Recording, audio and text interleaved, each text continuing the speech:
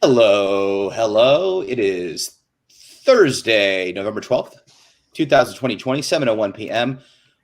Welcome to OCD Town Hall Comorbid Series, the OCD and Substance Use Disorder Volume 2. I'll say that again probably 12 times, but as always, please take a couple minutes, get people loaded into the tube. So please say hello. Let us know your name, where you're from, what's going on in life. We have a fantastic panel for you today on a much, much needed topic and discussion. So we're very excited to get started. We'll get started here in another minute or two. So yeah, drop a line, say hello. Let us know how you're doing.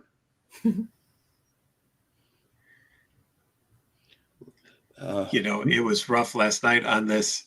We were doing our webinar last night and YouTube went down for a little bit. Yeah.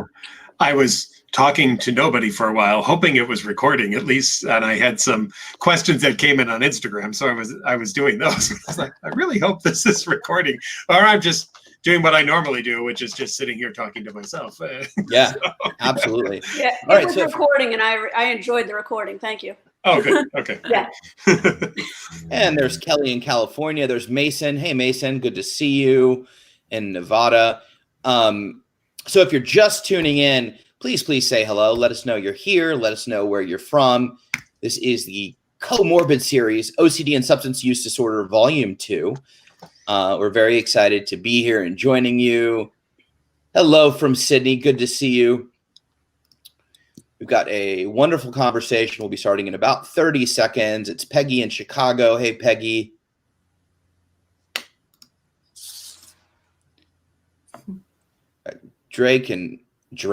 Jay Brooke Evans. Drake in Canada. No.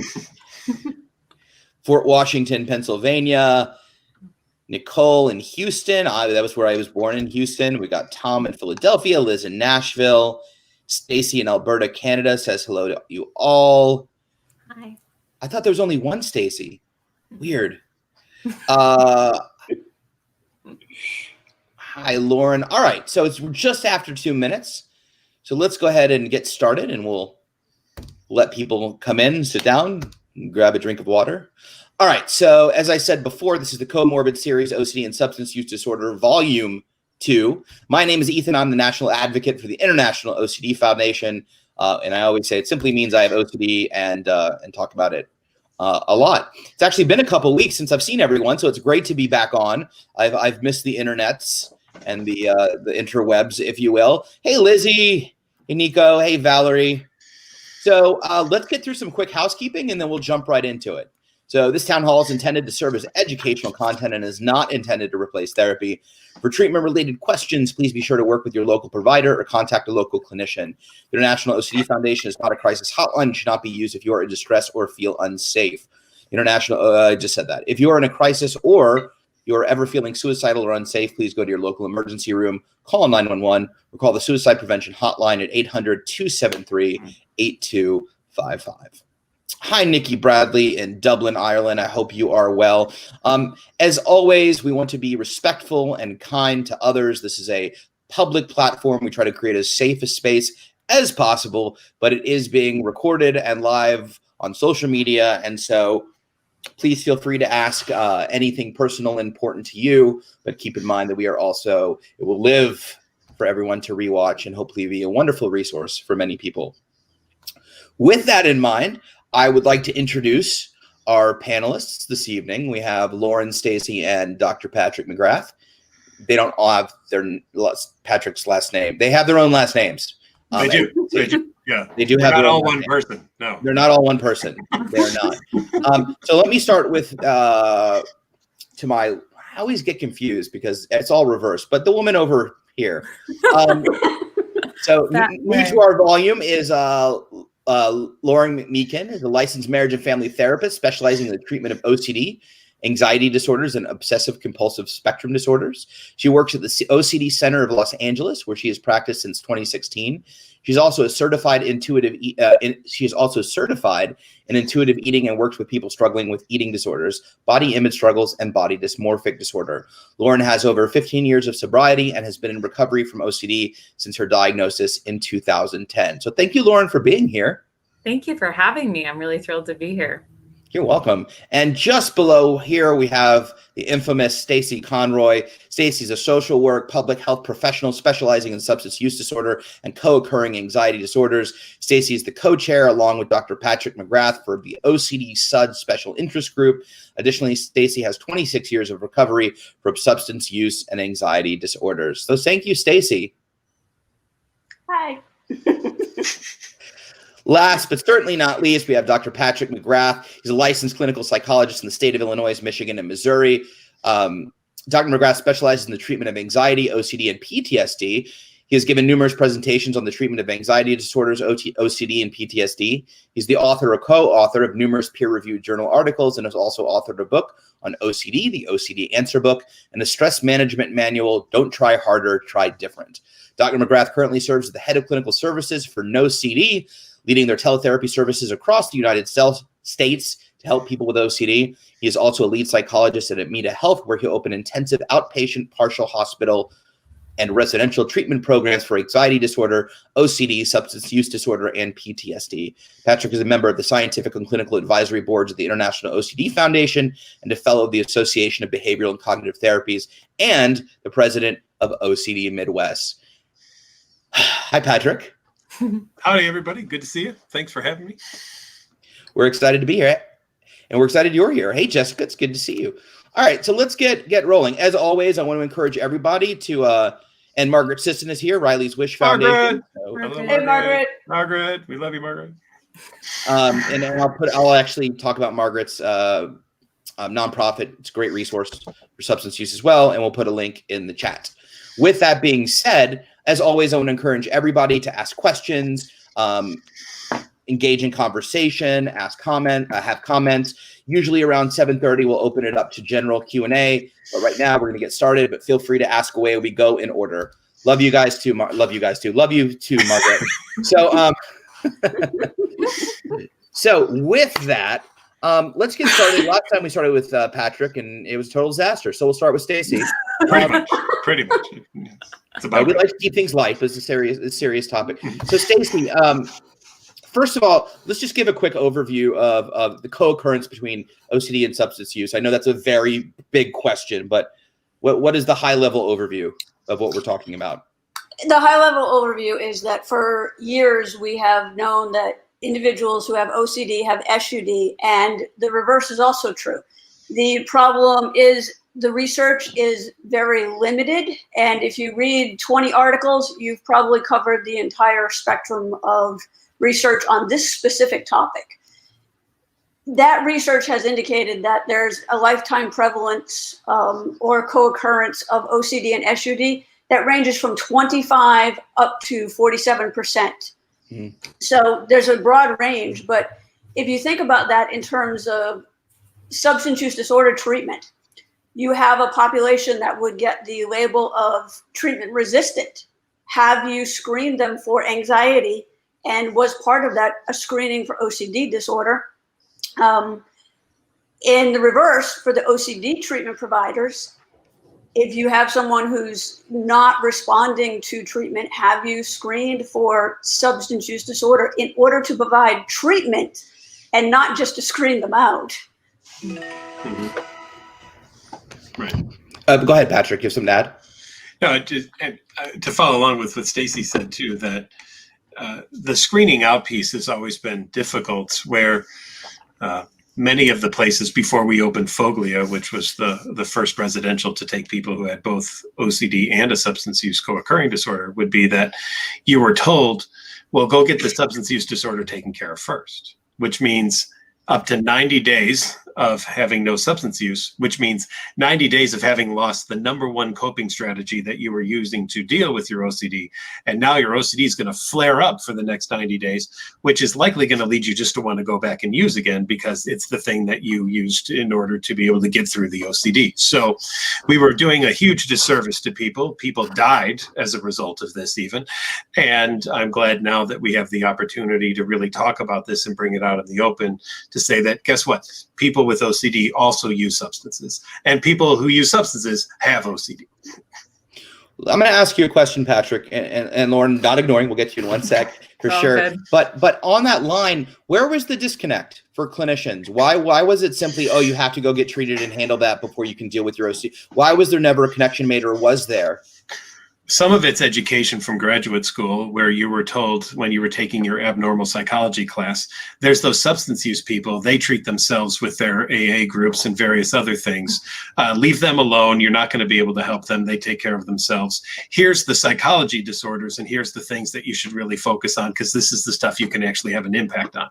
And that was the message that was sent in graduate school. I went through my entire PhD program, and I took a substance abuse class as an elective. I didn't have to take it, but I wanted to take it because I knew that there were going to be people out there who had substance use disorders. But I could have gone through all of graduate school without ever once taking a substance use disorder course. So, Stacy, any thoughts on that, or Lauren, in fact? Well, for mine was social work, and the same thing. There was one class, there was an elective, and actually I ended up being the TA in that elective because I had so much experience in the field of substance use disorder. I had actually worked in the field of substance use disorder for 6-7 years before I went to grad school. So I was doing therapy, and I was doing all those things that you would do with a traditional master's degree. Unfortunately, I wasn't getting paid as if I had a master's degree. So it was an area where you could get into clinical work with less training. That's since changed a bit. However, when you went to school, this was not covered. Yeah, I can throw in that from my experience in grad school as an LMFT, that I did take one class, but that was it. And similarly, I mean, it's kind of sobering to think that you could get through a PhD program in mental health and not take a single, like not have to take a single class. It's insane. Yeah, absolutely. Go ahead, Patrick.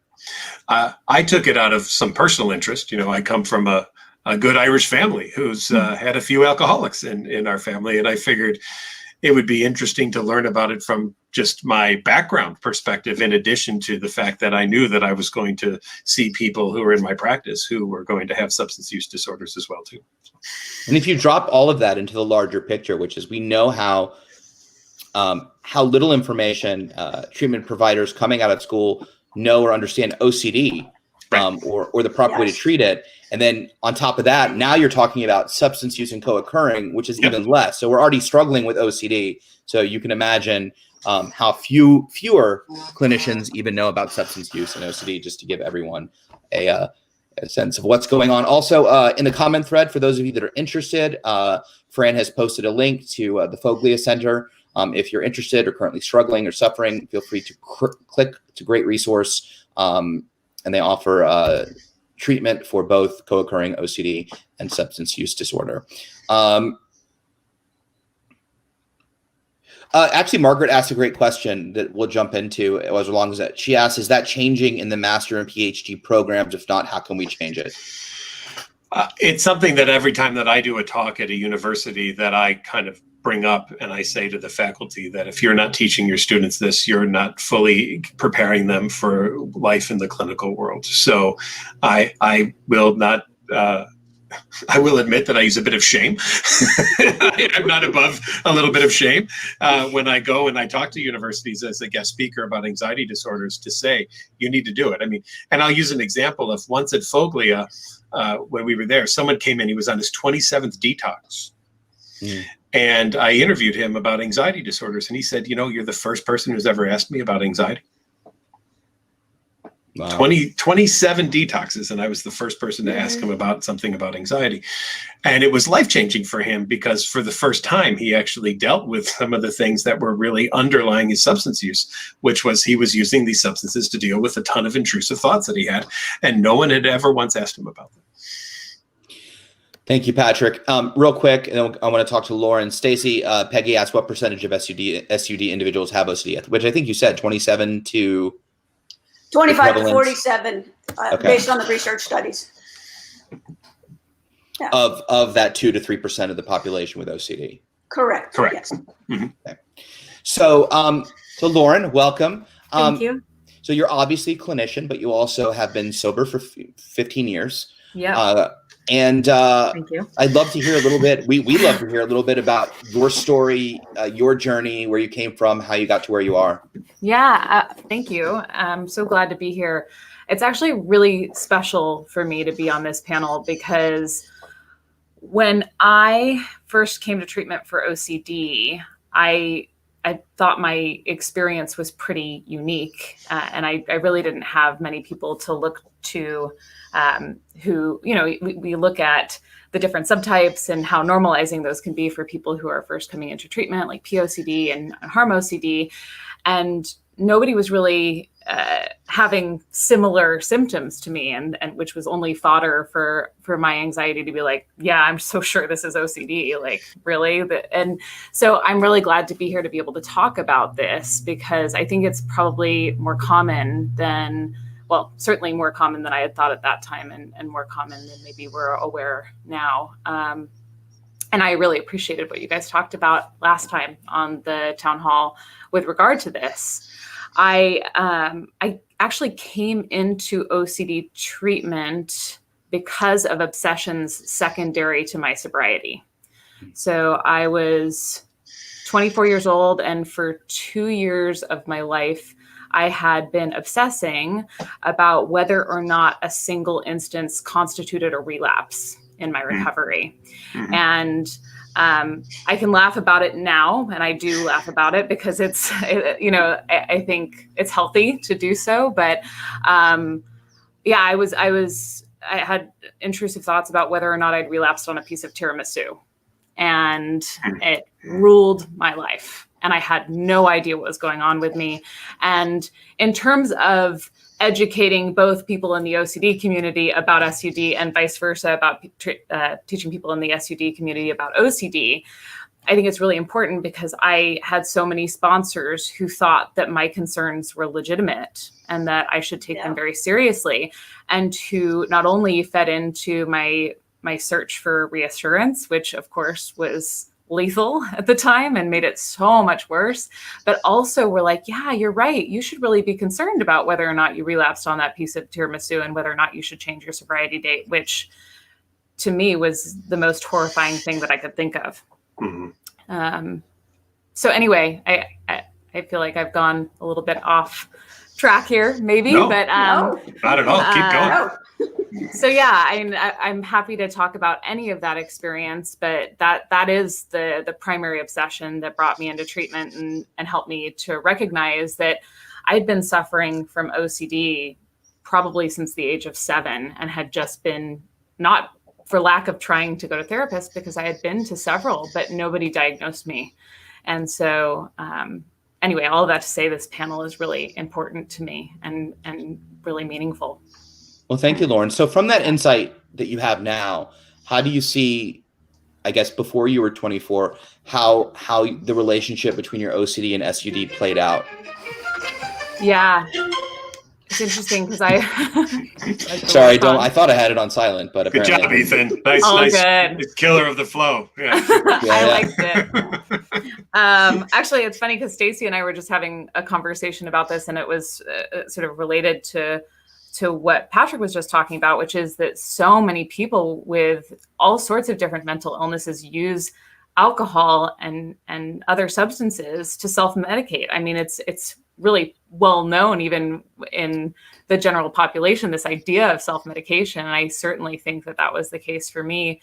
My anxiety and OCD has taken on a lot of different masks over the years, and any sort of social anxiety that I had growing up, any anxiety about what was going to happen next, just dropped when I was drinking. And it was magic, So I think that there was a huge tie-in between the two. And I think once I was in treatment, 12-step offers a lot of great resources to support mental health generally, but it only went so far. And then I think it was 4 years into my recovery, 3 years maybe, that I started having symptoms of OCD again. But they were so different from the ones that I had experienced earlier. And it just seemed like there was no correlation there.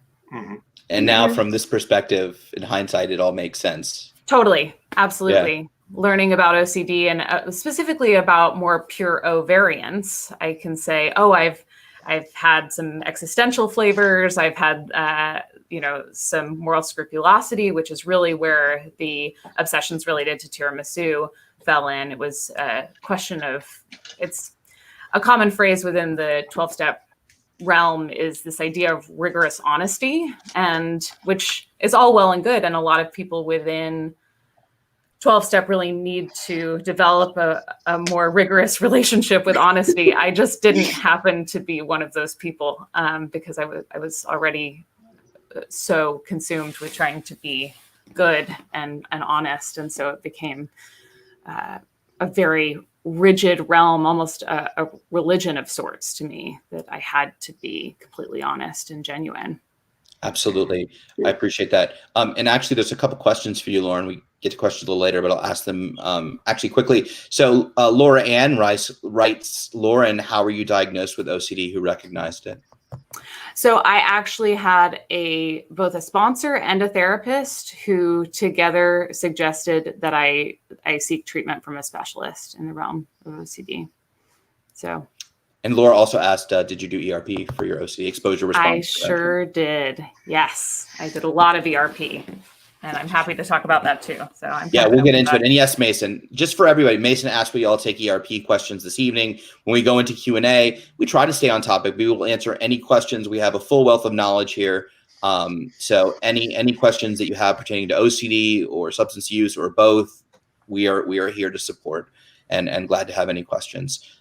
So feel free. I wanted to touch base or ask, just something that came to mind is, and I guess it works the same as when you're dealing with stress or just anything, but when you first discover that I was going to say alcohol, but substances curtail thoughts, does it immediately feel like, oh, I can do this and work it into my life in a healthy way and be able to manage my thoughts and OCD as well as, have it be a sort of medication in a way? Does it feel like that at first, Stacy? You're saying that, Ethan, and I'm like, no, it feels like you won the lottery. That thought process comes later, but initially you're like, I have found my best friend. This has quieted my head. Where have you been all my life? It was the best relationship I had. I started when I was probably pre-adolescent. I was going to say adolescent, but I'm like, no, you were younger. And I wasn't anxious anymore. So it was my first relationship was with alcohol. And later I found other substances of various types. Just laying around, just laying around. I never met a substance I didn't love, unfortunately. But it was that like surprising and exciting. And that's really what got me sort of trapped from the get-go. Later you think, oh, I can handle this. I'm doing well. School's fine. Nobody knows. And honestly, as you get into recovery, you find out everybody knows things were not fine. You were fooling no one.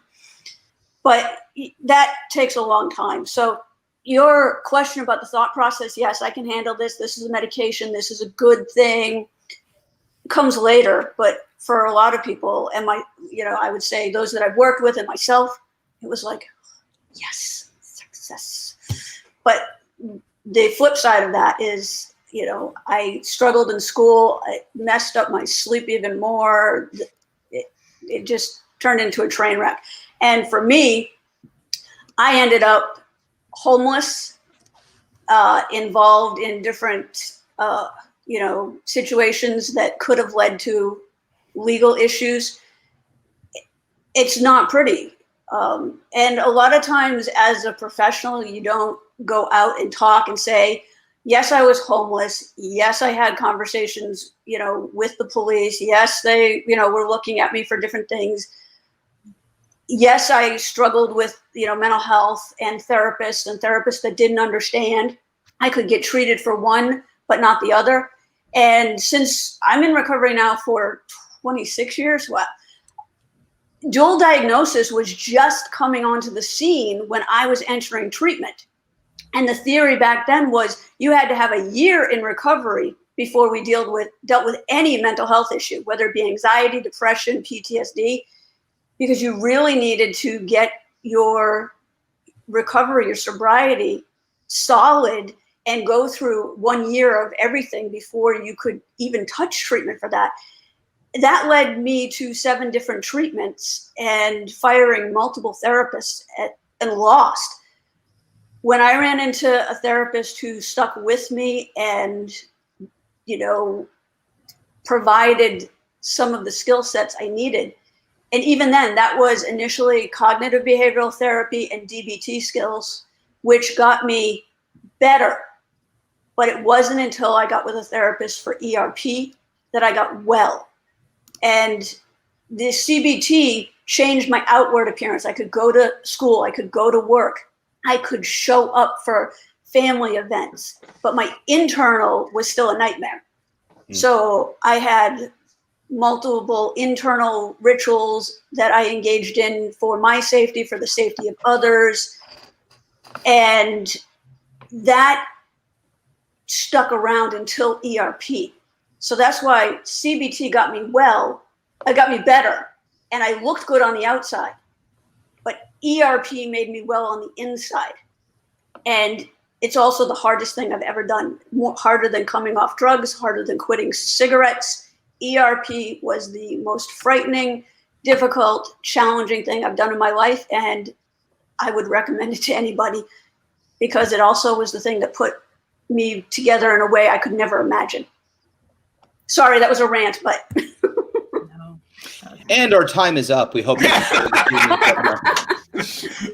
Thank you. And Patrick, I haven't forgotten about you. Lauren, I was just curious if you experienced a similar journey when you first discovered substance, but also curious if at a certain point shame starts to kick in for you, where you're embarrassed. The reality of shame and having to deal with anxiety with substance starts to hit, and you just feel like you're in a tailspin sounds good. Go ahead. Definitely. I think over time, and I'll start at the very beginning, as it were, in terms of finding alcohol. And I predominantly used alcohol, though I did use some other drugs. I had a very similar experience to Stacy. I just was like, wow, this is it. I don't think I had the language or the awareness to think, oh, I have these thoughts that I need to quiet down. And I wasn't having like intrusive images or intrusive, just thoughts generally at the moment when I started drinking. I had anxiety for sure. And I had thoughts that were unwanted. But so I don't know that I thought, okay, I'm going to use this to make this go away. I don't think it was that planned. But I think it did the trick. And I think I was just willing to keep drinking, to keep it all under wraps, so to speak. And ultimately, yes, I think it led to a tremendous amount of shame because I wasn't happy with the person that I was becoming. You don't get sober at the age of 19 without having done some things and acted in ways that you're really not happy with. And it's, so yeah, I don't know if that answers the No, that's question. great. And thank you, Lauren and Stacy, for sharing so brutally honestly. And also thank you. I just read. And thank you, Ashley, for as well commenting about your own experience. I'm going to turn to Patrick first. If you have any thoughts on anything that was just discussed, and then we'll start with some questions here.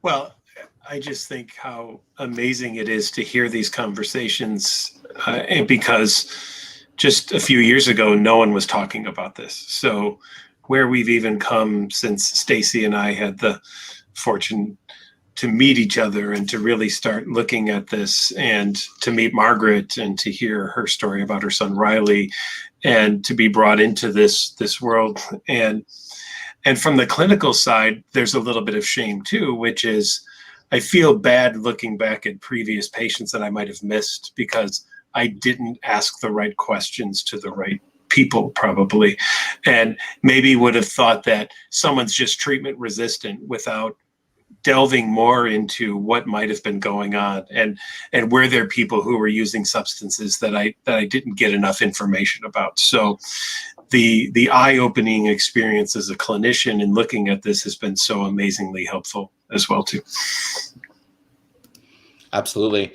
And yeah, I remember in 2014 in Los Angeles, we first had our first substance use disorder town hall with Margaret, Mike Genetic, and John Hoffman, and myself, and Riley was doing presentations as well. So, to see where we've come in 6 years because of people like you and Margaret and Stacy and everyone else, it's very excited to have it. It's very good to have these conversations. Wow, I've got like 2-week-old rust from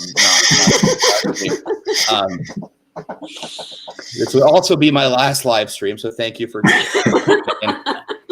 So let's get started on some questions. I encourage all of you, if you're out there, if you're watching, ask away. We're going to Q&A. Well, also that always carries us into other interesting conversations.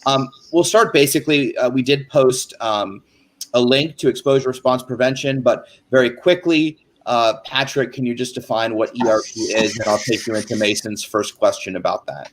Sure. And it's two experiences. It's purposely exposing people to things that are uncomfortable. So in OCD, whatever those thoughts or images or urges are that lead to the compulsions.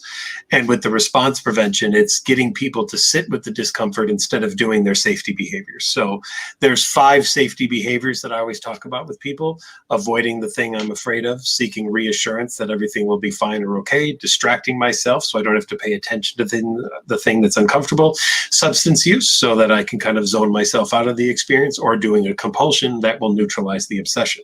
And if you go to those 5 things, they're immediately gratifying and they work very well in the moment, but they don't work well in the long run. And that's why people see their OCD get worse the more compulsions they do instead of get better. So as we purposely expose people to things that are uncomfortable, and we teach them to sit with it and not jump to the immediately gratifying experiences, but go for what's better for me in the long run, that's when they start to see improvement and get better. Thank you, Patrick. I appreciate that. So at 7:24 p.m., Mason Bean asks, is ERP effective even if your OCD has you convinced that your obsession is true? Which we all think our obsessions are true. But in his specifically, false memory about committing an immoral act. Well, absolutely, because I still haven't met an OCD thought that has been true. Everybody with OCD has attempted to convince us that theirs is the right thing, right? And interesting story once I had of somebody who thinks that something happened, right? I met someone who they reported doing a line of cocaine off the back of a toilet in a rural bar in the Midwest, and who then were worried that, what if a woman went into the bathroom afterwards, put her purse down on top of the toilet, then took it off, went home, put her purse on her table, then took the purse off the table. Some of the cocaine residue that she picked up off the toilet onto her purse fell off onto the table. The next morning she woke up, sat her child down at the table, put a couple of Cheerios on the table, which absorbed the cocaine dust that had fallen off the purse that had absorbed off of the toilet. The child ate the Cheerios, got the taste for cocaine, and now 18 years later is a cocaine addict. So they would look through the newspapers of that town to see if anyone had been arrested for cocaine abuse, and then wanted to think about if they should pay for the treatment for that person, because it could have been their fault that they became a cocaine addict. That's exactly what happened to me. Is that how you got it? I was about to say, Stacy, you should have used that as your bio. OCD brains, man. Yeah, it's incredible, isn't it? Yeah. We laugh, but it's in the moment. That's the most painful, excruciating thing in the world. So, the short answer, Mason, is yes, 100%. I don't know, Lauren, if Stacy, if you have additional thoughts to Mason's question about false memory about committing immoral acts. Yeah, I do. Stacy, do you have any? No, go ahead. Okay. It's actually, when I started treatment, like I'd mentioned earlier, I didn't think I had OCD, like many people don't, because they think that the thoughts are legitimate. And ERP was tremendously effective for me. So if you're considering, going into to try it, I would really encourage it. I think also viewing the thought that this might not really be OCD as an obsession is really important, because it's just another worry thought, right? It's just another like, oh my gosh, but maybe it's not even OCD and I fooled everyone, which this happens, I swear, with most clients, is that they think that they fooled everyone and that they don't really have OCD. So to really view it as like, well, maybe, I guess I have to accept uncertainty around that, which of course is the exposure, and the response prevention is to drop it and feel all the fun anxiety associated with that. Thank you, Lauren. No, absolutely correct. Stacy, go ahead. Again, it is extremely beneficial, though I want to again acknowledge how challenging it can be. But many things that require treatment, medical or mental health, are hard, but it's worth doing. So I'm going to pose a question to you guys, and I'll start with Patrick. And this is a little bit self-serving, but I think it's interesting and might help a lot of different people out there. So I have a friend who has OCD and has also experienced trauma, and I'm super curious to your thoughts on this, because we talked about OCD and we talked about false memories and we talked about being afraid of things that might have happened. And a lot of times those situations not have happened. And That's one thing. But then an ERP is still the answer, absolutely. But I'm curious as to when complexity like this comes in. So long story short, my friend has OCD, and they, and their OCD is around, what if I hurt or killed somebody? And in this person's life, an individual in their sphere committed suicide and passed away, at which point their OCD was convinced that they had killed them. So somebody had actually died and their OCD was convinced. And then on top of that, though, there's a religious component where that family was not acknowledging what had actually happened. They were a very religious family. And so they made up a story that actually aligned with her OCD, which was that we think he was poisoned.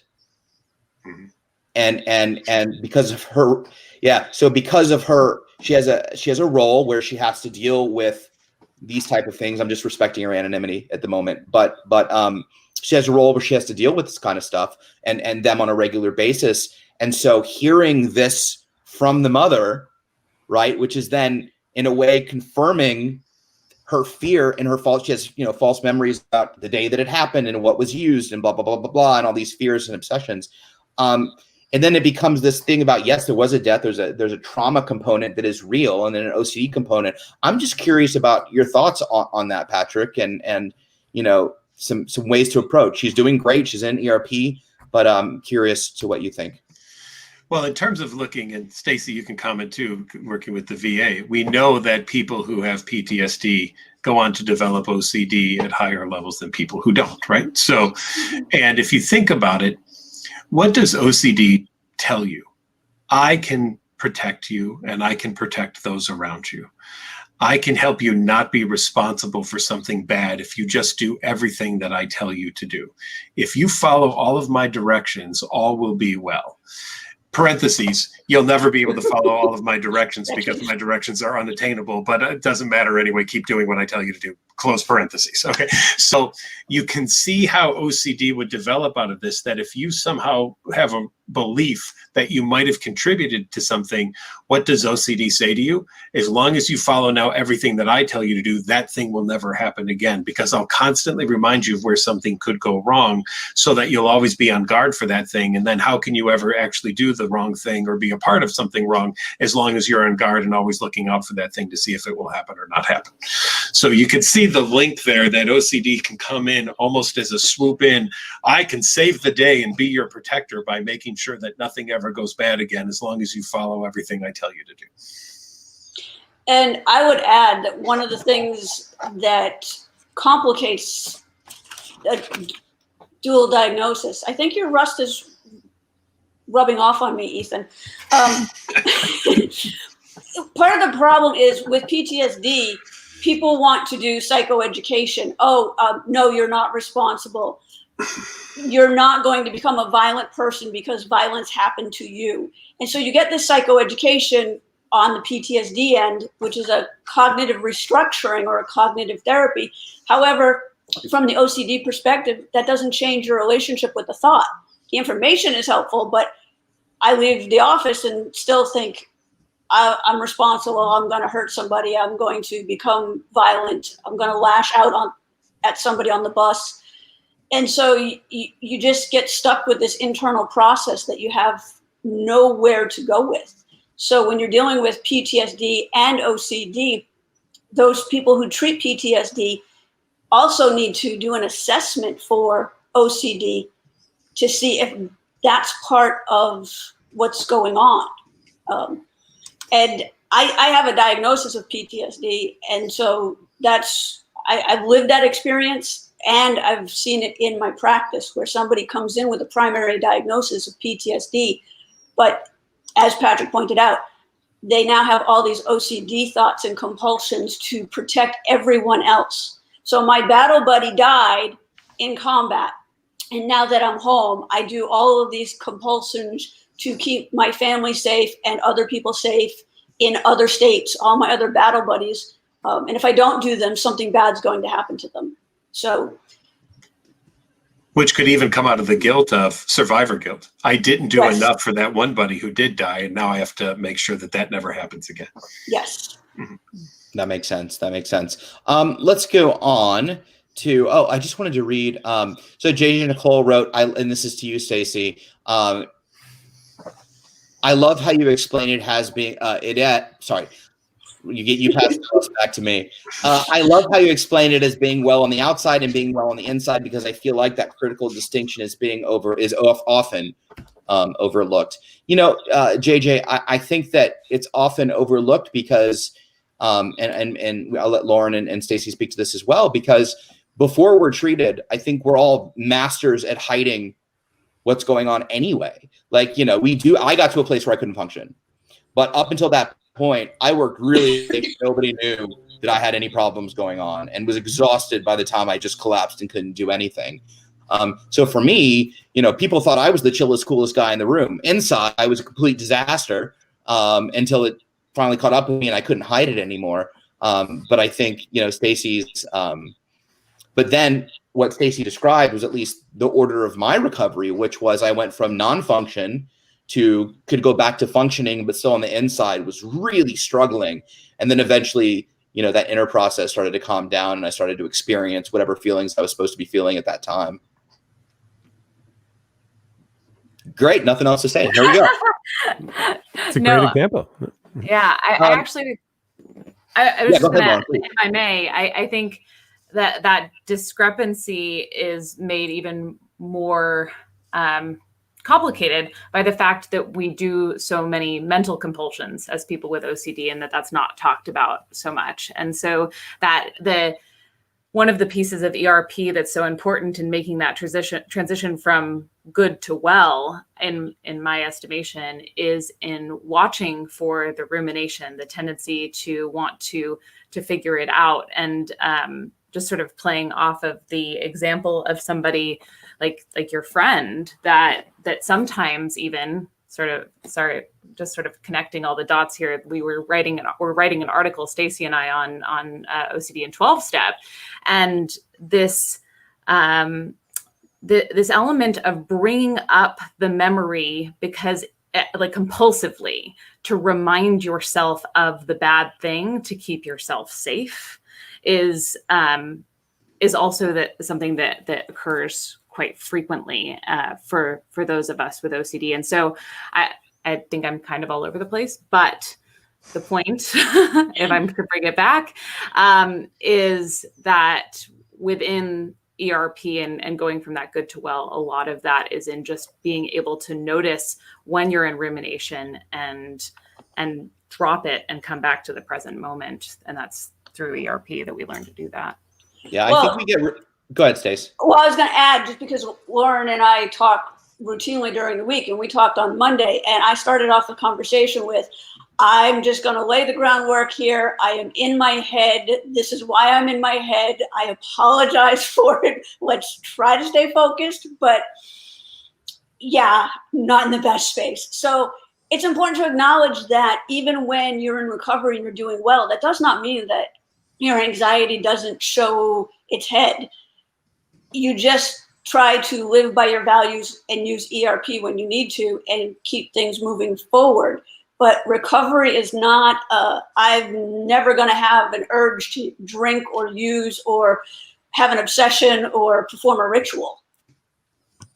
Totally. Great point. And I don't want to veer too off topic, but one thing I want to say is that I think we're all very judgy with ourselves. And to Stacey's point and Lauren's point, I think it's important to note that, you know, it's not how many times we get pulled away from the moment that dictates success or failure. It's how many times we come back to the moment. And so I think it's so easy, at least for me, when I was learning to be present-minded and resist obsessions. I think if I had a day where I had to come back to the present 1,000 times, I thought of that as a failure. Like I'm struggling. I'm a crappy person. Why am I being pulled away? And really, that's a huge success, being able to come back. Because then I thought, you know, after I was told that, I didn't come up with that myself. But then I thought about when I struggled. And I was like, oh, I would spend 24 hours a day away.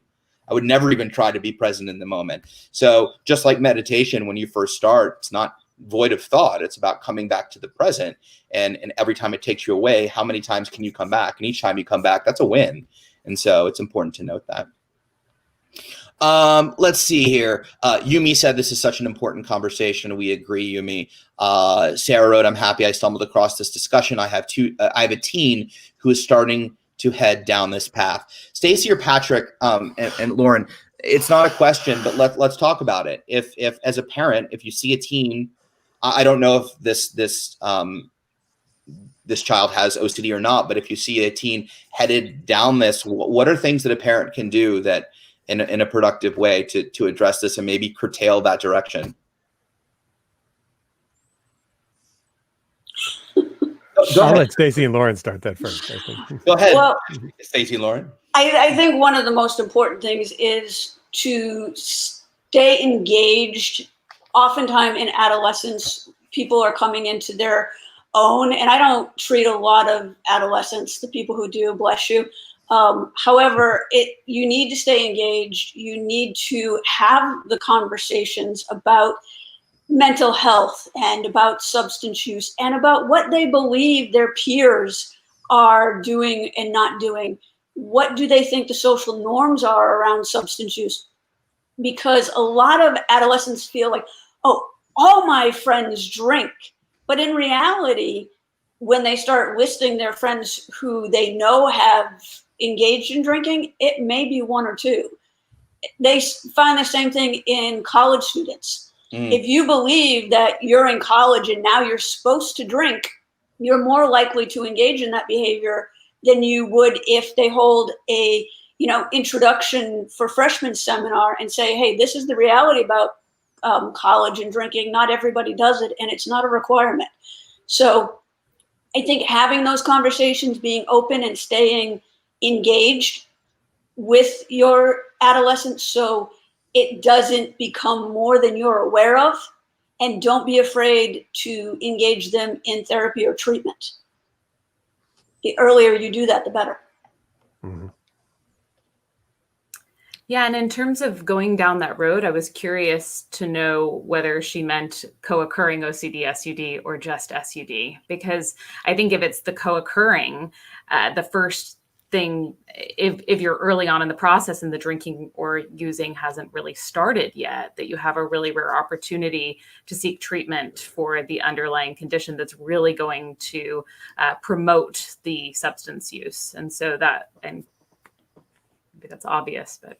That makes sense. And I think, No. go ahead, Patrick. No. You got thirds because you tossed it off.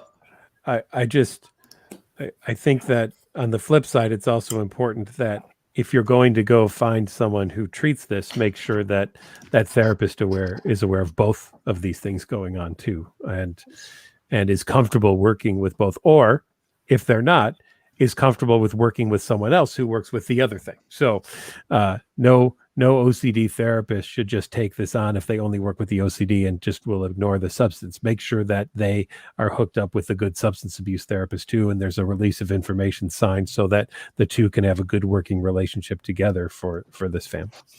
And it's a great idea, actually. I think the volume 3, we should do and I was thinking about this earlier. I was actually talking with Margaret about it earlier. We should do a family substance use disorder, OCD and substance use disorder panel and talk about families and support and things like that. It's really, really important. So thank you all. Laura asks, well, actually, Rachel said Margaret, Sisson, and Riley and gave a couple hearts. So thank you for that.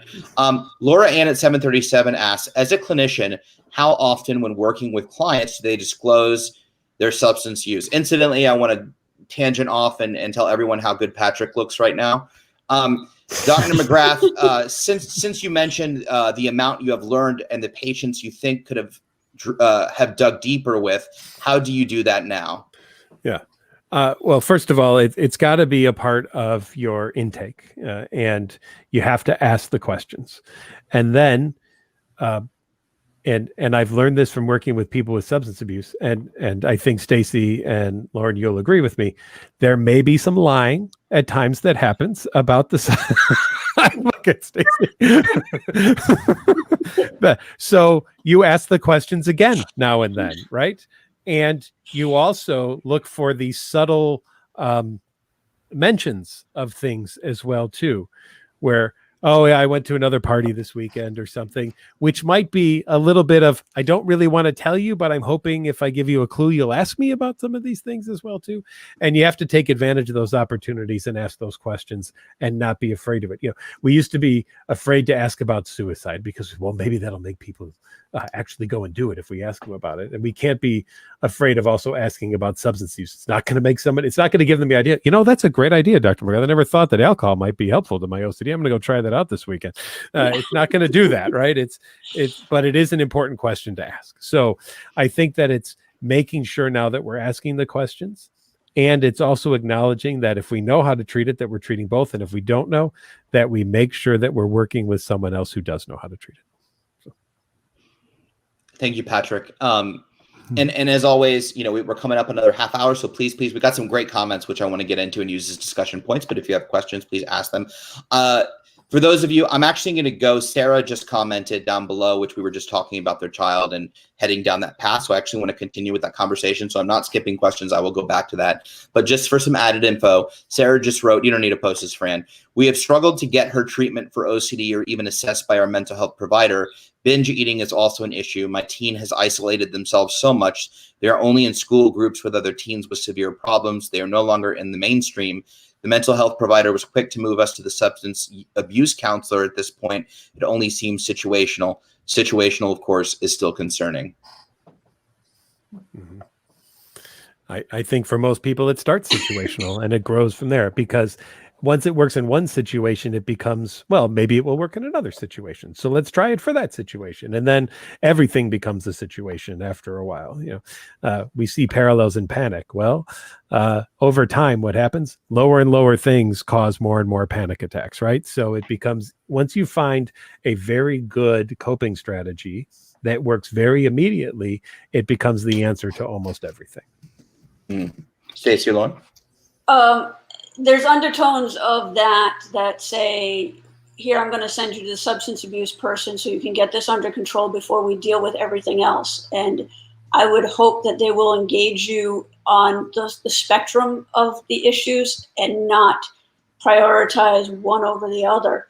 That's one of the things that we need to be mindful of as treatment providers. You don't need to get the substance abuse portion under control before you get treatment for your mental health.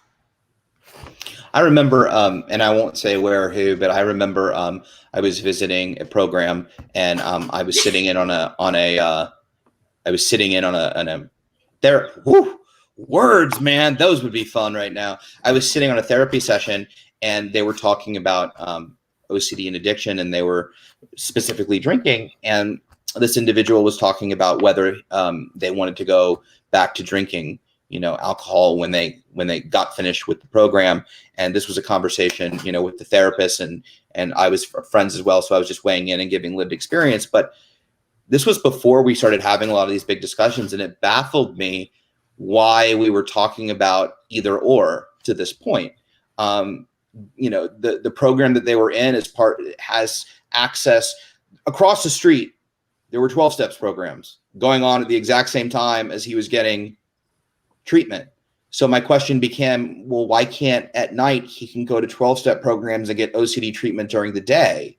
And there was this big, like, no, that's not how it works. You have to get treated for one or the other first. And I was just completely baffled because it was already integrated at this particular location, this place, everything they had, and so I was super confused how, like, if you already have the components, how hard is it to just link everything? But it was like they looked at me like I was crazy for even mentioning it. So, yeah, I remember when we were in the discussions of Foglia, and there were people who told me, frankly, that I was nuts to mix people with OCD and people with substance use in the same building and to consider doing treatment with them concurrently. And yet in talking with Margaret and learning about Riley and everything, I knew that this was something that we had to do because nobody else was doing this. And with no one else doing this, there were people who were truly suffering and who were going to continue to die from overdose because people weren't addressing this the way that it needed to be addressed. So. Yeah, that's great. Let's go on. Let me jump back up here. Taryn wrote, people who reflect back on when OCD started often go back as far as young childhood, but the DSM-5 refers to onset in late childhood or teen years. Do you think this will be updated eventually and hopefully get diagnosed younger and prevent substance use developing? It's a great question. Patrick, you wrote the DSM-3. Yeah, pretty much. To quote one of my buddies, the DSM-5 is one of the dumber books that was ever written in the history of the world. So, just because the DSM says that doesn't make it true. This is, even though we refer to it sometimes as the psychiatry Bible, I've seen kids as young as 4 with OCD. So I'm not going to go that just because the DSM says late teens, early adulthood. There are very young children who develop OCD, and anyone who treats OCD knows that and is aware. Some of our even very specific, like the Diamond interview that David Tolan and his group did, goes down to age 6 for interviews with people with OCD. So those of us in the OCD community very well know that it's much younger than what the DSM says.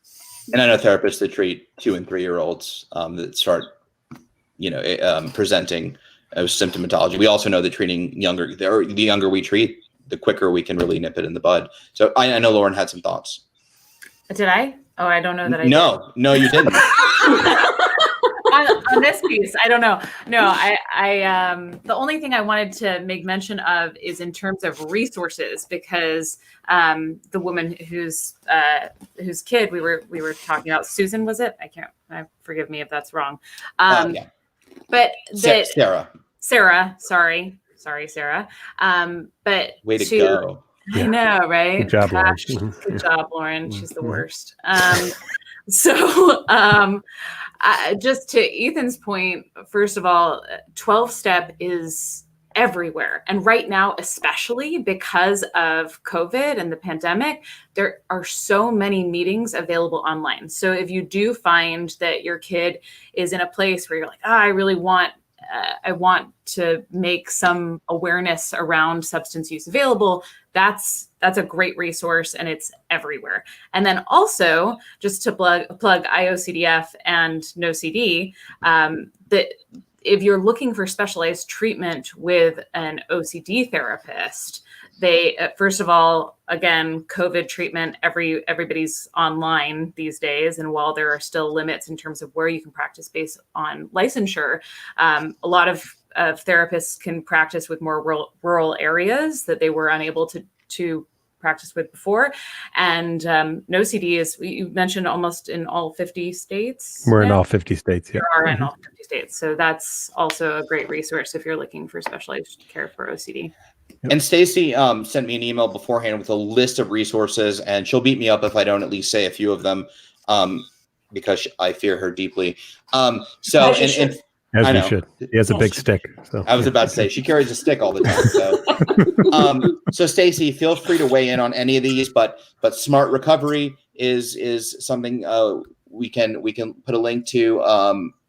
OCD SUD recovery, which is ocdsud.com. Fran just put the I think he just posted the AA intergroup link, which he did, and also SAMHSA. Is that Substance Abuse Mental Health Service Administration?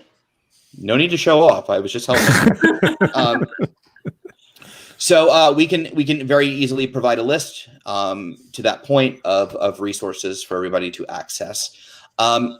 Linda, well, this isn't really a question, but Linda said, so if you have a patient who has a parent that is an alcoholic, then the obsession can be, quote, of course I'm an addict because it's in my family, then this fuels their addiction. Is that does that become a thought that can override treatment? It's like, I can't possibly beat this because it's in my family. It's genetic.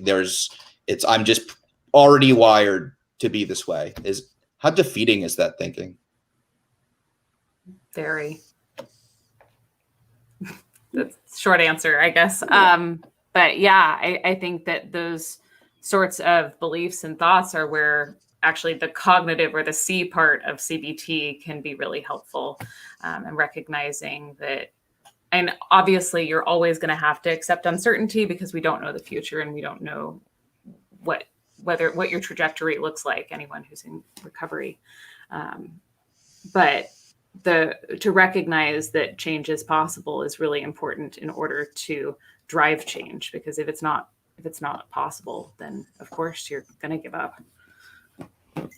Absolutely. And this is a good follow-up question, which Peggy asks, is OCD genetic? Patrick, you have a doctor in front of your name. Well, there are definitely gene studies that are out there that shows that there's some genetic components. We know that people who have someone in their family as a first-degree relative that have OCD have about a 20% chance of developing OCD versus about your regular 2% to a 1 to 2% chance in the general environment. And if you've got an identical twin who has OCD, that goes up to around 65-70% chance of you also having OCD as well. So there's definitely some genetic components, but the phrase that's often used is diathesis stress. Diathesis or predisposition to something would be your genetic link, but then you also have stressors in the environment that are necessary at certain times in order to kick something off. So you may have a high genetic predisposition for something, but never have a stressor that kicks it off. You may have a very low genetic predisposition for something, but experience a huge stressor that kicks it off. And then somewhere in the middle would be where everybody else can fall on that kind of a thing as well, too. So we know that there are some gene pieces there, but we also know that the environment contributes. And so it's not all one or the other. And I think that this is also important too, because sometimes parents bring up the idea that they think it's their fault their child has OCD. I gave my kid OCD. And I always try to let people know that, you gave your child the genetic links that they have, but you didn't give them the environmental stressors necessarily that they occur. And just because your kid had a genetic link didn't mean they were going to have it anyway. So I try to help remove that guilt that sometimes families hold on to. That makes sense. And to follow up, I'll throw this to Stacy. Julie Cruz, I hope I said that right, at 7:56 p.m. says, does the brain activity of someone with OCD mirror SUDS? There are a lot of similarities for brain circuitry and neurotransmitters for both OCD and SUD. So the short answer is yes, absolutely. There's a lot of overlap. They impact the same area of the brain and the same neurotransmitters for learning and reward. Patrick, anything else to add? Yeah, that reward piece is key, because the reward of the relief of anxiety is what we're seeing in OCD, and the reward of not experience maybe the withdrawal symptom or that feeling is there for people with SUD. So you can see some similarities going on, right? Absolutely. Let's keep going. Again, if anybody has questions or comments, please weigh in. We are here to talk and support. So Taryn wrote, thank you for answering my question above. It was about the DSM. My daughter is 8 now, but started showing symptoms at age 5. It was not obvious to clinicians, but really came down to me as a parent to identify her symptoms and figure out the ERP that has been life-changing. Wonderful. Yeah, we'd love to hear that, Taryn. Yeah. So thank you for sharing that, for sure. Yumi wrote, Recovery Dharma is great as well. Are you familiar with that site? No, I have to check it out. We will check it out. Maybe Against the Stream is, I don't know if that's connected. Oh, is it a stream? Okay. No. Oh man, there's a 12-step. Well, it's not 12-step, but there's a program that's geared toward Buddhism and recovery from substance use disorder. And Stacy, speaking of, do you want to talk a little bit about, we did it before, but can you tell us a little bit more about smart recovery? Because I love this because it comes from a more CBT standpoint than a higher power standpoint. Just the differences maybe between it and AA, why it may appeal. Well, yeah, the reality is there's a number of ways to reach your recovery goal. We do have some things that are everywhere and free, and that's one of the reasons we focus a little bit on 12-step, because it's everywhere and it's free.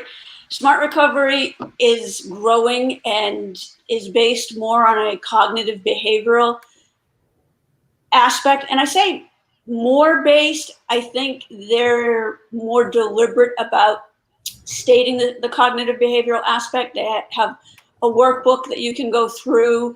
They do not have any connection in that workbook to a higher power. 12-step programs are in fact cognitive behaviorally based. First, you accept that you have a problem, and then you take steps to resolve it. You identify people you have harmed, and then you take steps behaviorally to resolve and make amends. So there's cognitive behavioral aspects in both programs, and I think that's why they're so effective. 12-step programs do incorporate a higher power, although they do not identify what that higher power needs to be. For some people, it's a particular, God, religion. For other people, it could be a tree. Smart recovery just takes that out of the equation completely and doesn't bring it into the conversation. They're both very effective, and I've had patients engage in both of them. It really comes down to a preference and a choice, but also availability. Just like with OCD treatment, it's hard to find a group or a specialist who treats it. It can be hard to find people who understand substance use disorder and can provide that support. But those are two options. Thank you, Stacy. And no thoughts from either Lauren or Patrick. Okay. No, I'm just looking at faces. At faces. Patrick usually goes into the mic, so I know I know something's coming. So also, there's a great link that Fran posted. If you want to read more about CBT therapy, you can click on the link in the comment thread to a great article on the IOCDF page. Also, there is links to smartrecovery.org where you can check that out as well. I'm going to try to, Yumi, I don't know if you're still on. Unfortunately, the interface that we're on cuts off longer questions. So I will try to figure out where you were going with this. I think we can. You don't need to post this, Fran. It's a bit long. So Yumi writes, some forms of recovery for substance use can involve regular practices of reflecting on one's behavior and sharing about it with others. As someone in recovery who lives with OCD themes of responsibility, moral scrupulosity, and fear of causing harm, I have struggled in the past to not fall into rumination and reassurance seeking.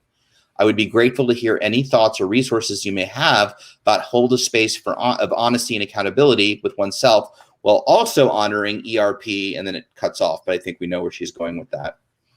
Lauren, go ahead. Yeah, it's a great question. And I think if you're working with a treatment provider early on, deciding what the parameters are for sharing things so that you can sort of come together to decide what constitutes reassurance seeking and what constitutes, because there is an element of 12-step that is about owning your part in things. And that can certainly turn compulsive confessing very easily. And I certainly can speak to that from my own personal experience. But yeah, so developing with a treatment provider what those boundaries are and what constitutes compulsive reassurance seeking and that seems reasonable in terms of reflecting on behaviors and sticking with that. Patrick or Stacy? Lauren, killed it. Good. Yeah, killed it. Yeah. Good stuff. Thanks. All right, you can stay on now. We won't boot you. Thanks. And Selwyn from Australia, he's the only one that can call me a Yank, and I think it's cool. He's like, good day, Yank, and I love that. I don't know why. Hi, Selwyn. I hope you're well. Julie has a follow-up question. What happens in the brain that triggers both OCD? Dr. McGrath talks about the stressors. So the stressors happens, and then what happens that turns the OCD on? Well, that's what we're really trying to figure out, right? I mean, we aren't sophisticated enough to say exactly what it is that's going on. Why does one stressor lead to something in someone but not in another person, right? So, or a different stressor might be the thing that kicks off it for someone else, but not for this person, even though they might have an identical genetic load, like in an identical twin or something. So we don't know yet. Right. We just aren't sophisticated enough to know. Hopefully someday we'll see if we can figure that out, and maybe that will help to inform earlier treatments that we can provide to people, or know what we need to do, or if there's some other kind of interventions, or if there's drugs or medications in the future that are improved because of something along those lines, if that's a route that we go for treatment or something. But we're just not sophisticated enough yet to be able to say, here's this experience and why it turned this on in someone's brain. Lauren or Stacy, anything to add? No, I think he hit it out of the park. All right, you can stay on too. Yes. Sorry, I skipped Jitender's question at 7:55, but I just want to say, Jitender, and this go for anybody. Typically, if you ask specific medication questions, natural remedy questions, unless we have a psychiatrist on, we don't typically answer questions about medication. But I appreciate your question, and you can always send an email, and we can try to direct you to the proper person that can answer. So thank you for that. Thank you from San Antonio. Let's see here. I was diagnosed 40 years ago. So again, we're at no loss of things to talk about, but please feel free to ask any questions you like. We have about 15 minutes left. Also, Fran just posted the email address at the foundation. That's info@iocdf.org. So if you have questions or questions specifically for Lauren, Stacy, or Patrick, you can email there, and we will be happy to forward your email to them. Especially Patrick, he does not like to give out his private email, so we try to forward it. So with that in mind, let's jump to a topical conversation. Well, this topical, of course, but with COVID and potentially harder restrictions coming on through this season, how significant is there a correlation between what's happening now with the pandemic and substance use? And should we be nervous going into the holiday season, further lockups, increase in diagnoses of COVID, access to alcohol and other substances? Should we be concerned, and what can we do to be proactive about that? Yes, we should be concerned. Isolation is part of the lockdowns and an inability to engage with friends and activities that have helped us maintain our recovery, whether it be from mental health or substance abuse. The relapse rate this year in 2020 has been astronomical. It's really a problem because people cannot get to their support groups, whether it's a SMART recovery group, an AA group, a church group, a therapy group. A lot of that's been taken off the table. So any way you can engage in self-care, any online resources you can utilize during this time. If people are offering online treatment, don't shy away from that because it's different or new. Try to engage where you can and over focus on self-care, because this situation is isolating both disorders can be isolating. And now you have a compound issue, and some people are really, really struggling. Hi, Lauren or Patrick. It's, it was interesting. I remember seeing some debates about when COVID first hit, and some people were saying, oh, well, they left the liquor stores open. And I was just thinking, if they hadn't, imagine all of the people that would have gone into withdrawal and ended up in the hospital, along with all the people who had COVID as well, too, because they would have gone into DTs and various other horrible, awful things that were happening as well. So, yeah, it's such a difficult thing, right? On the one hand, I think not just in terms of substances, but also people with social anxiety disorder who, again, as we go into maybe lockdowns again, will be isolating again and lose some of the treatment gains that they have made in their therapy as well, too. So this affects people on the substance abuse side. This affects people also on the mental health side as well. And we can see why suicides are increasing due to isolation and depression, and as much as you believe in seasonal affective disorder, but it's going to get less sunny outside, which a lot of people just feel down when they have less sun going on as well, too. And they're just in darkness more and more as well. So there's a lot of stuff that's coming up that can be stressful. Plus, this might be one of the first years you don't hang out with your family during the holidays, and that might be something you always really look forward to. And it's a bright one of the first years you do, or maybe for some people one of the first years you do, actually, because you're living with them, right? But everything's going to change this year, and we just don't know what we don't know yet, right? Because no one that I'm aware of was alive in 1908 who can tell us, or 18, what it was like during the Spanish flu going on. So there's a lot of stuff that we're going to learn from this, and I do hope that we use this as a learning experience too, because I by no means think this is the last time something like this is going to happen, right? So what can we learn from this so that in the future, if something like this happens, we're better prepared and we're ready to deal with it. So Lauren, let's talk action items. I know we first started these virtual town halls because of COVID and OCD and the impact it was having on the community, for better or worse. As we near sort of the winter outbreak surge before we hopefully get the vaccine and can get it more under control. What are some positives? So potentially we're talking about some re-triggers of OCD fears if they maybe quelled a little bit and came down, whether it's around contamination or moral scrupulosity. So as we're stuck at home, as we see those things our baseline starting to come back up, what are some action items that we can do to not only cope in a healthy, productive way with the OCD thoughts, but also not turn to simple, potentially habit-forming dangerous solutions like drugs and alcohol?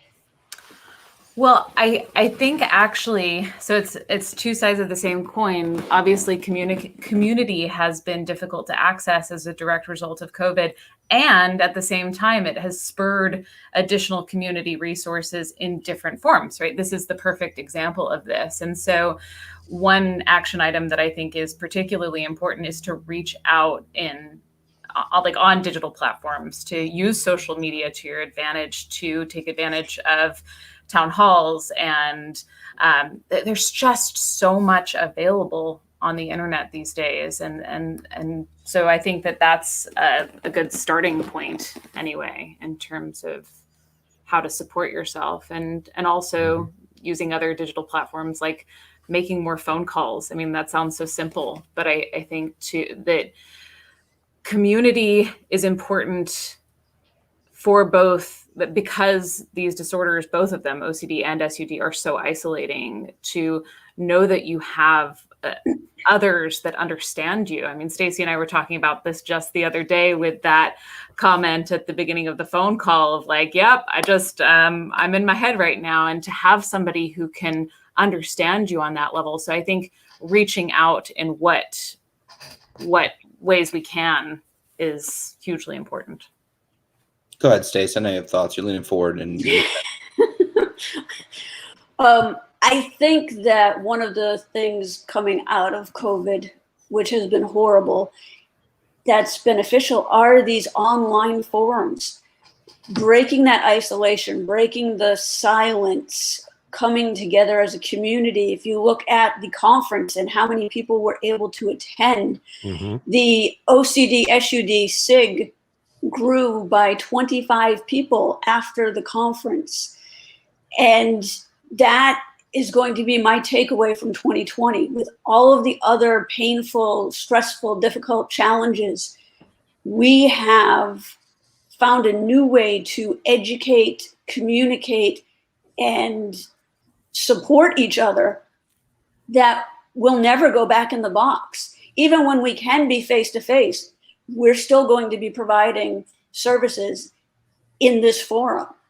And I think it's going to open up doors for treatment, for community that we hadn't thought of before. Absolutely. And I also want to say life doesn't have to be all therapy support and clinical specific. I think that what can we do that's life oriented, that yes, you know, we are isolated potentially by ourselves. And I think, you know, at the beginning, this idea of like we had to do everything and all the things that we didn't have time to do, and now's the time to do them all, and you got to be productive. And I didn't agree with that methodology. I think everybody has their own thing, and that's okay. So, you know, if you learn 12 languages like I did, good for me.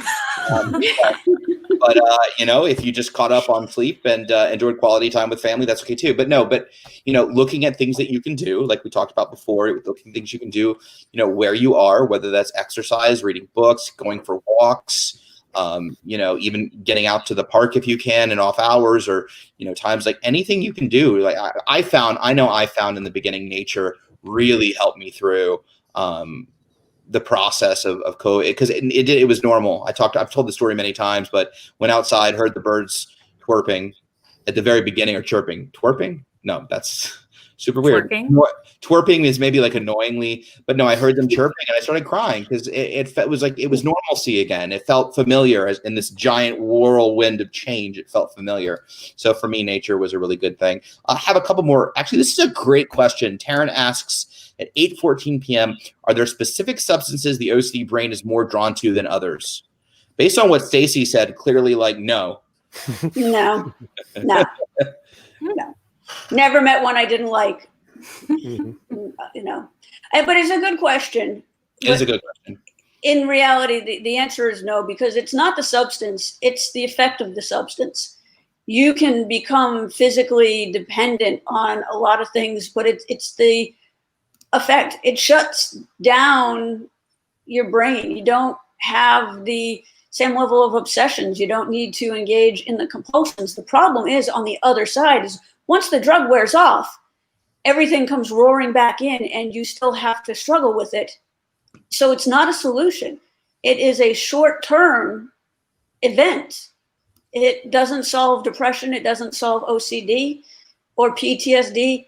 And it's not a form of treatment, you know? So we're not drawn to one thing. We're drawn to anything that will shut it down and become a safety behavior to pull us out of the reality of our anxiety. I would be curious to hear your thoughts on this, guys, but I do wonder if there aren't substances, it seems to me there are, that could exacerbate the symptoms or play into the symptoms of OCD. Substances like crystal methamphetamine and cocaine come to mind. And of course, that's not ubiquitous, right? I'm sure there are plenty of people who use that to self-medicate, but yeah, I just was curious to your thoughts on that. I think about kids who are misdiagnosed, who have OCD, but are called ADHD because they're not paying attention in school. But the reason they're not paying attention is because they're in their head with obsessions and compulsions. Mm-hmm. So then they get Ritalin or some other stimulant medication, and then they just get even worse because now their brain's flying even faster and more obsessions are coming into their head and more compulsions have to be done and everything. And then, well, maybe we need a higher dose. So then they raise the dose, and then, you know, just you have these explosions happen. So yeah, I've definitely seen with the stimulant meds that things have gotten worse, especially for children, when the thought was they were ADHD when they were really OCD. Yeah, I remember right before the pandemic hit, I went to visit a private school and talk to the counselors there about OCD and scheduling a time to talk. And they were very adamant that they had very few cases of OCD, at the school, just mostly anxiety and depression. And then, for the most part, just kids not really paying attention, in class because they were in their heads, but that's it. I'm like, well, that avoidance and rumination and rewinding and all that are compulsions, right? Like, no. They're just in their head. I'm like, oh my goodness. Okay. So, but it's quite remarkable. It's like when you're dealing, it's so prevalent and misdiagnosed. Anyway, go ahead, Patrick. Yes. Yeah, no, you're absolutely right. And it's just sad to see then, even when you give the education to people, sometimes they don't accept it because they think, well, we've already figured it out. And I think sometimes there's a little bit of pride that we have to swallow when we're therapists, that maybe we did miss things and we don't want to admit it though. So we'll just hold out on believing what we think is true. But the reality might actually be, you probably have a lot more kids with OCD in your classroom than you ever thought you did. Yeah, absolutely. Mary Beth asks, I know of online OCD therapy resources. Is online SUD therapy also available on individual basis to augment 12-step online? There's not a specific program similar to NOCD that I am aware of, although there are online therapy services that have clinicians who are experienced in treating SUD. So one of my questions would be, if you engage with them for, their free introductory consultation, what is your experience in treating SUD? What is your treatment approach? And getting those answers would be beneficial. They're out there, but they're scattered within the different platforms. I've been talking to Mike. He's trying to develop something called Therapy Pad, where they're trying to see about having coaches available for SUD. So, but they're kind of in their infancy right now, but that's something that they're really looking at. So, but to Lauren's point, pretty much 99%, or if not 100% of therapists are now online and virtual. And so, accessing therapy from anywhere in your state within a state licensed therapist has never been more accessible and easier. So, engaging in a therapist, and as Stacy said, someone with SUDS experience and using that as, primary to augment 12-step might be very beneficial. So we have time for one more question. We did talk about this a little bit in terms of pandemic, but I like specifically, let's assume there wasn't a pandemic. Julie asks at 817, how do we help SUDS patients who want to isolate, but we know it's not good for them?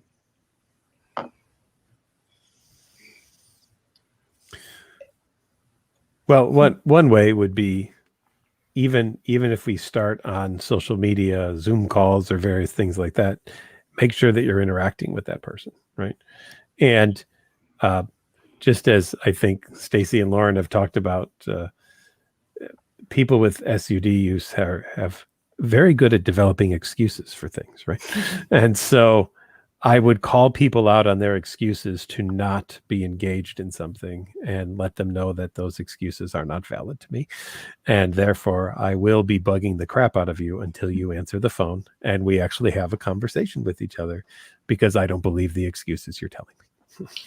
Well, and I also think it goes back to one of the questions you asked at the very beginning, Ethan, which was, does the stigma of your substance use prevent you from engaging, and do you struggle with that? We talk about stigma from the external perspective a lot, from other people's views, from media view, from treatment providers, but there's an internal stigma that goes a long way with early recovery and substance use disorder. Often people don't feel like they are good enough to go out with somebody who's in recovery. They'll avoid their sponsor, they'll avoid their family. I'm not, healthy enough. I stole money from my mom. She doesn't really want me around, or I have to be better than I am now before I can go out.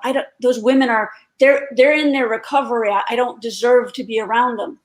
So it's that internalized stigma that drives the isolation in early recovery, because you look around and you think everybody has figured this out except me.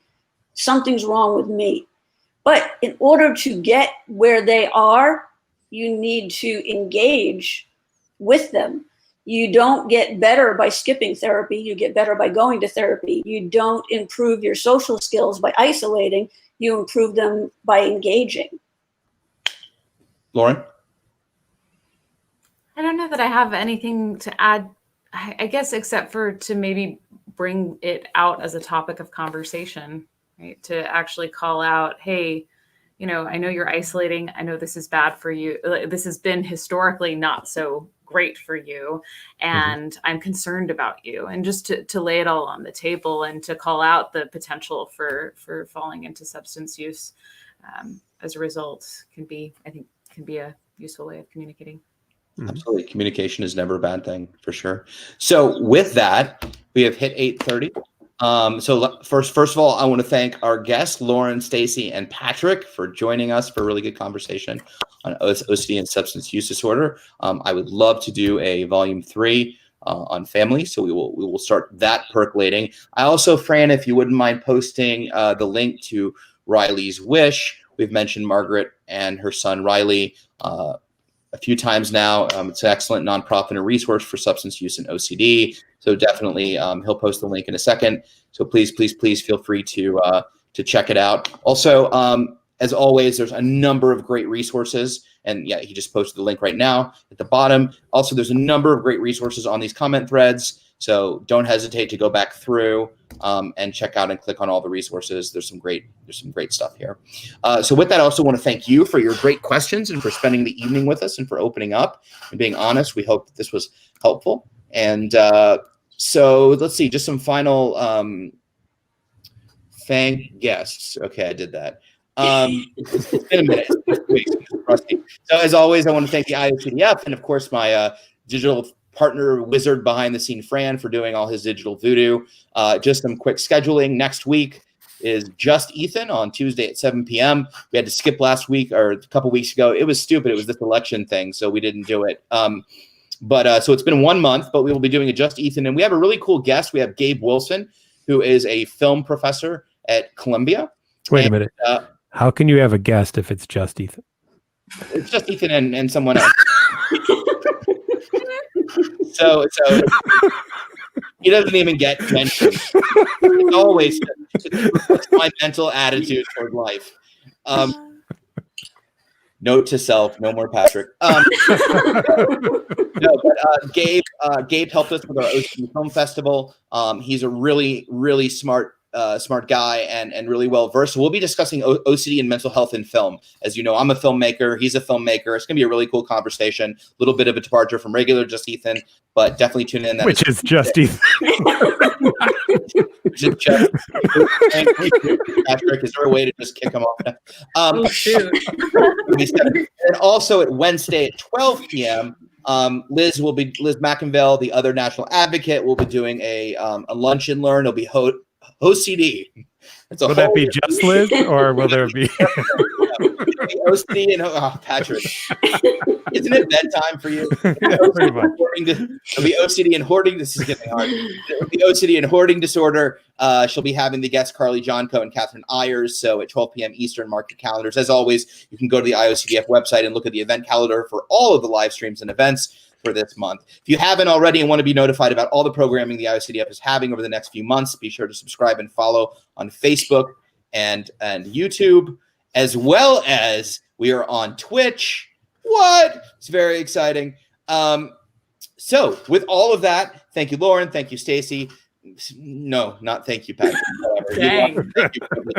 What I almost said was going to be totally inappropriate. I caught myself.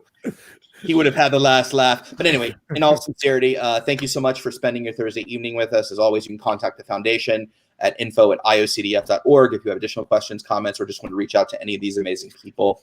With that, have a wonderful evening. Stay safe, stay vigilant, feel the feels. Don't let OCD off the hook. And we'll see you next time. Have a good night. Good night, everyone.